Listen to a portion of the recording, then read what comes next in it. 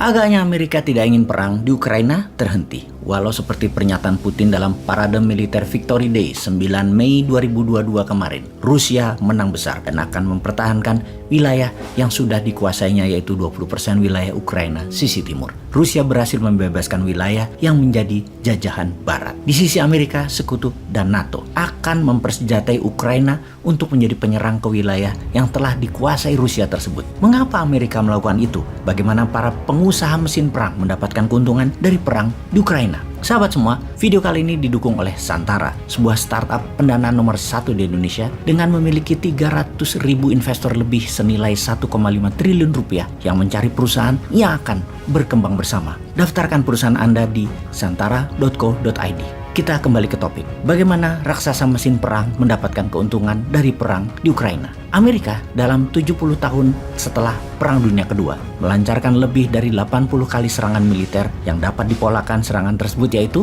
70% wilayahnya adalah wilayah negara penghasil fosil oil atau minyak bumi dan gas. Sisanya adalah wilayah yang diperkirakan akan diambil komunis dalam masalah ideologi, makanya diserang Amerika. Sisanya lagi adalah untuk mempengaruhi sebuah pemerintahan agar tunduk ke Amerika karena calon pemimpin atau pemimpin tersebut di sebuah negara memang anti Amerika. Karena itu harus dikendalikan dalam tanda petik. Itu dari kacamata geopolitik dan strategi luar negeri ala Amerika. Amerika itu negara swasta, di mana senjata perang adalah swasta yang memproduksi.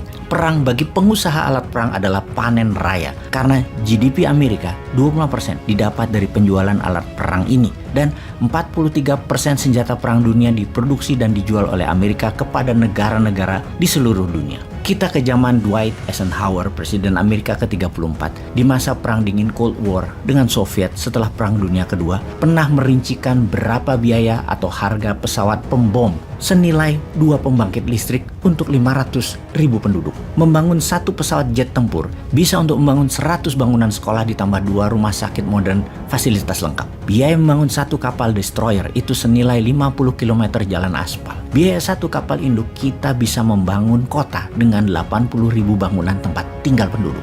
Di akhir masa jabatannya, Eisenhower di tahun 1961 mengingatkan bahayanya industrial military complex sebagai alat ekonomi karena mengharuskan selalu ada tumpahan darah. Sebagai catatan, era Presiden ke-34 ini, era setelah Perang Dunia Kedua, Amerika lagi masa jaya baby boomers dan tidak ada perang militer yang berarti, hanya perang intelijen. Namun perlombaan membuat senjata pihak NATO, Sekutu, dan Uni Soviet jor-joran, besar-besaran. Setelah dirinya diganti oleh Kennedy yang tidak mau perang kecuali serangan ke Teluk Babi ke Kuba, dan Amerika pun kalah, yang menurut cerita konspirasinya berikutnya, Kennedy dieksekusi oleh katanya orang CIA demi perang di Vietnam terselenggara.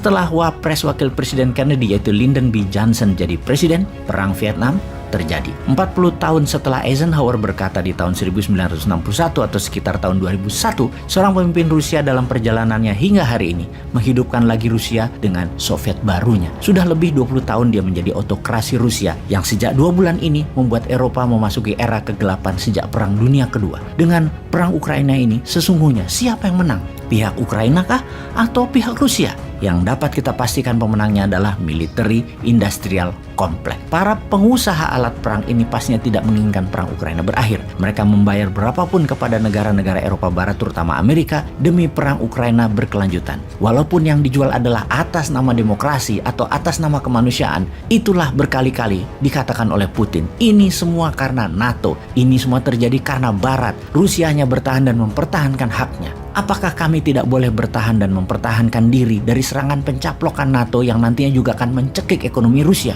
Ya sudah, perang aja sekalian, diembargo dan disanksi ekonomi aja sekalian. Toh sama saja, nanti atau sekarang, mending sekarang. Rusia lebih siap. Kita membahas secara data penyediaan alat perang dunia.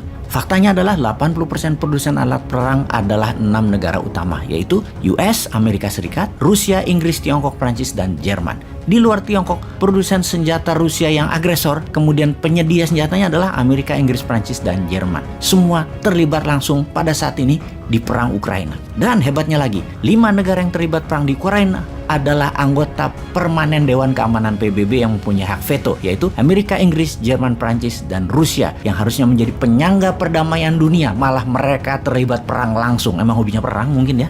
Dan pastinya Amerika adalah negara paling menonjol karena 80% pengadaan alat alat perang dunia tersebut, Amerika menyediakan 43%-nya. Mengapa Amerika menjadi pengekspor senjata perang terbesar di dunia? Karena top 5 perusahaan produsen alat perang ada di Amerika.